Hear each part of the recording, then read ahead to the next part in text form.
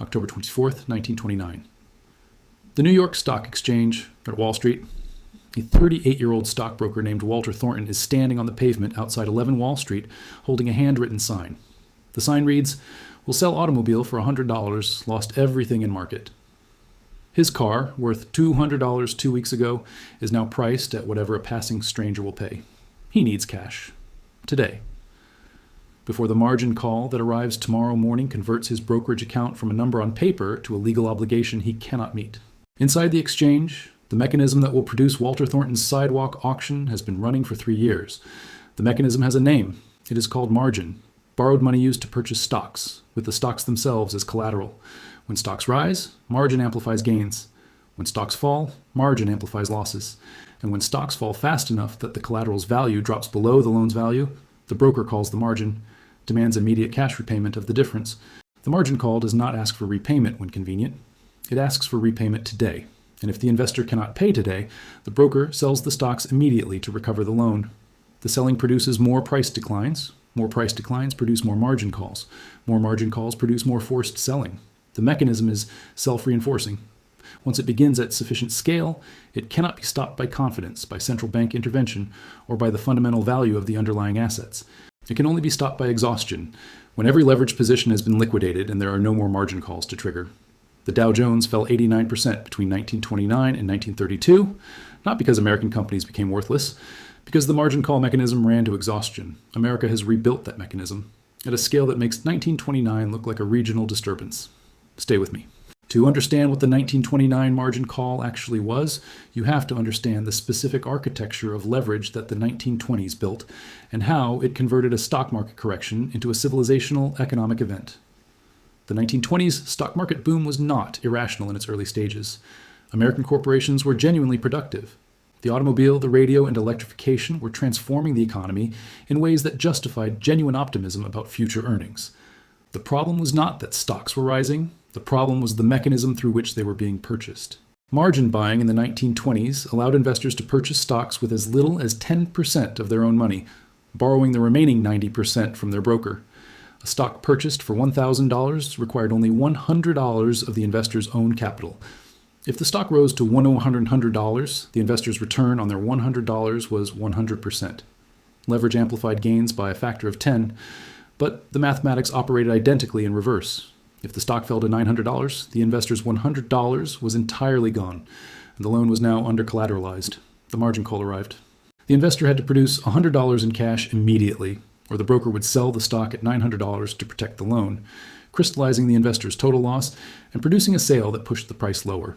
By 1929, approximately $8.5 billion in margin loans were outstanding, against a GDP of approximately $105 billion. Margin debt represented 8% of GDP, concentrated in equity markets that were the primary savings vehicle for the American middle class. When the correction began in October 1929, the margin call mechanism converted what might have been a 20-30% correction into an 89% collapse that lasted 3 years. The forced selling was not driven by changing views about corporate fundamentals. It was driven by arithmetic. Loans had to be repaid. Collateral had to be sold. The selling produced the conditions requiring more selling. Now here is America in 2024, and I want you to watch not the surface similarities, but the specific leverage architecture, because the mechanism is identical and the scale is geometrically larger. Total margin debt in American brokerage accounts today stands at approximately $800 billion. That number is reported monthly by FINRA and is the visible, regulated component of equity leverage. It represents a direct structural replication of the 1929 margin mechanism. Borrowed money purchasing stocks with the stocks as collateral, subject to forced liquidation if prices fall sufficiently. But $800 billion is not the complete picture. It is the smallest component of the leverage architecture that the modern American financial system has constructed on top of equity markets. The derivatives market, options, futures, swaps, and structured products, represents notional exposure of approximately $54 trillion in the United States alone. Not all of this is leverage in the sense that creates margin call dynamics, but a significant portion represents positions whose value is path dependent on equity prices, whose holders are effectively leveraged to market movements, and whose risk management requirements generate forced buying and selling that amplifies price movements in exactly the way 1929 margin calls amplified the initial correction. The options market alone has grown to a scale where daily options expiration events now represent notional volumes exceeding the underlying equity market's daily trading volume on many days. The delta hedging required to manage these positions by market makers creates mechanical buying and selling that moves markets regardless of fundamental views. The mechanism is not margin calls in the 1929 sense. The mathematics of forced position adjustment operate identically. Now here's the critical part. The leverage architecture that most precisely replicates the 1929 margin mechanism is not the visible margin debt or the options market.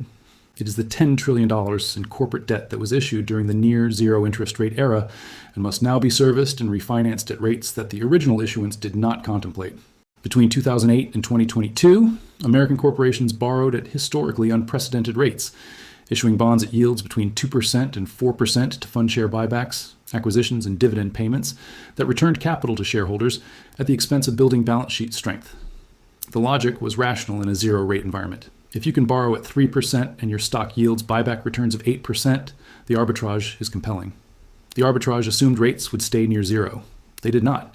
American corporations now face a refinancing wall, approximately $3 trillion in corporate bonds maturing between 2024 and 2026, issued at low rates and requiring refinancing at current rates of 6 to 8%. For investment-grade borrowers with strong cash flows, the additional interest expense is manageable. For the approximately $1.3 trillion in leveraged loans and high-yield bonds, debt issued by companies whose interest coverage ratios were already thin at zero rates, the refinancing math is in many cases impossible at current rates. This is the margin call arriving in slow motion, not a single day's broker demand for cash, a rolling multi-year demand for refinancing at rates that a significant portion of the corporate debt structure cannot service.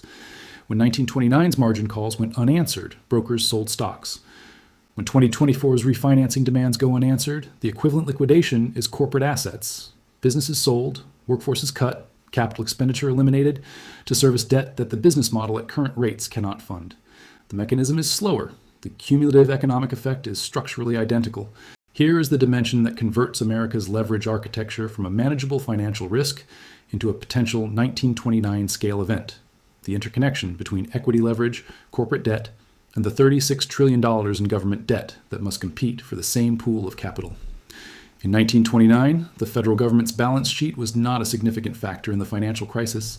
Federal debt was approximately $17 billion, modest relative to the economy, not competing with private capital markets for financing, not generating the interest expense dynamics that affect government spending and monetary policy. In 2024, the federal government is issuing approximately $2 trillion in new debt annually to cover its structural deficit, while simultaneously rolling over trillions in maturing debt issued at near zero rates. This Treasury issuance competes directly with corporate refinancing for available capital. When both the government and the corporate sector are simultaneously demanding capital from the same pool of investors, the price of that capital faces structural upward pressure that serves neither the government's fiscal position nor the corporate sector's refinancing requirements. The Federal Reserve is caught between two sides of this pressure. Raising rates to control inflation increases the refinancing costs that are already straining corporate balance sheets and expanding the government's interest expense. Cutting rates to relieve the refinancing pressure risks reigniting inflation in an economy that has already demonstrated inflationary dynamics at near zero rates. The Fed cannot simultaneously relieve the leverage pressure and maintain the monetary credibility required to keep Treasury yields at levels the government can afford. This is the 1929 Federal Reserve's position updated for a financial system 30 times larger. In 1929, the Fed raised rates into the correction, a catastrophic policy error that accelerated the margin call cascade. In 2024, the Fed cannot raise rates without accelerating the corporate refinancing crisis, and cannot cut rates without risking the inflation that would make Treasury financing even more expensive. The exit and the catastrophe occupy the same door. History has seen this configuration before. Here is the specific $100 trillion number. Because precision matters when the claim is this large and the claim is supportable. American household net worth stands at approximately $156 trillion. Of this, approximately $44 trillion is held in equities, directly and through retirement accounts. An 89% correction of the 1929 magnitude applied to American equity markets would represent a loss of approximately $39 trillion in household wealth. That loss, transmitted through the consumption reduction, investment contraction, and confidence destruction that wealth effects produce, would generate economic contraction that cascades through the corporate debt structure, the government's fiscal position, and the global financial system's dollar-denominated foundations. The $100 trillion figure represents the aggregate of equity losses, corporate debt defaults, government fiscal deterioration, and derivative position unwinding that a 1929 scale deleveraging event would produce across the interconnected modern financial system. Not in a single day, but over the 2 to 3 year period during which 1929's margin call mechanism ran to exhaustion. This is not a prediction. It is an arithmetic description of what the mechanism produces when it runs. In 1929, the mechanism ran. The arithmetic produced the Great Depression. The mechanism has been rebuilt at larger scale, with more interconnection, with a government balance sheet that cannot provide the counter-cyclical stimulus that post-war economists prescribed as the solution to 1929-style deleveraging, because the government balance sheet is already running depression-level stimulus during an economic expansion. This channel exists to show you the mechanism before the margin call arrives. Walter Thornton, standing on the pavement outside the New York Stock Exchange with his handwritten sign, was not a victim of bad luck or poor judgment in isolation. He was the human face of a mechanism that the financial system had constructed over 3 years that amplified a normal market correction into a civilizational economic event and that destroyed the savings of an entire generation in the time it took the arithmetic to run to completion. The arithmetic does not require malice. It does not require fraud. It requires leverage, interconnection, and a correction large enough to trigger the self-reinforcing cascade that leverage always produces when prices move against the borrowed positions that support them. America has rebuilt that architecture. The question is not whether the mechanism exists. It is what size correction triggers it, how fast it runs, and whether any institution has the balance sheet capacity to absorb it before it reaches exhaustion. In 1929, nobody had that balance sheet capacity. In 2024, the institution that is supposed to provide it, the Federal Reserve, is operating with a balance sheet that is simultaneously the solution to the leverage problem and a component of the leverage problem it is supposed to solve. Subscribe if you want to keep seeing the structure beneath the surface. And I want your argument in the comments. In 1929, the margin call mechanism ran to 89% because there was no buyer of last resort capable of absorbing the forced selling at scale. The Fed exists precisely to prevent that outcome today. Do you think the Fed's capacity is sufficient to interrupt the mechanism at modern scale? Or has the debt load made the buyer of last resort itself a variable in the crisis it is supposed to contain? Drop your answer below. The clearest argument gets pinned.